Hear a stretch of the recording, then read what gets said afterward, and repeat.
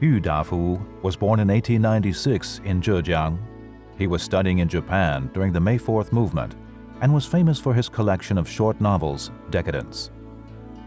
During the second year of the 8-year War of Resistance against Japan, Yu Dafu got news that his hometown in Zhejiang province had been attacked by the Imperial Japanese Army and that his mother had been murdered.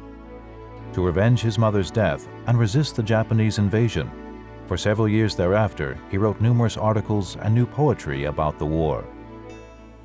At the same time, Yu Dafu went from Fujian to Wuhan, where he became a design commissioner of the Third Office, Political Department of the Military Commission, and he comforted and inspected troops in person at the front line.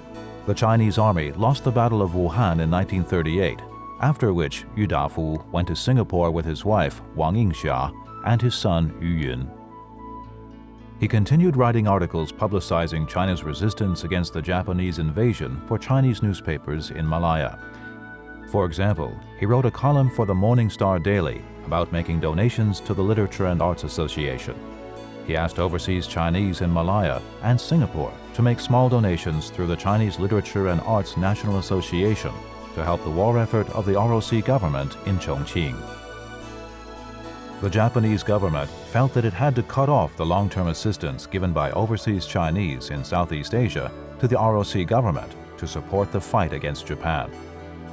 Facing persecution and pursuit by the Japanese army, Yu Dafu and many overseas Chinese in Singapore were forced to flee westward to the Malay Peninsula and then southwards to Sumatra, Indonesia. He changed his name to Zhaolian and served as an interpreter for the Japanese army, which angered the local overseas Chinese.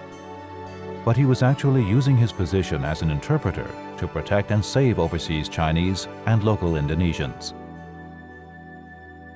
When the R.O.C. won the war and the Second World War ended, Yu Dafu was murdered by the Japanese army.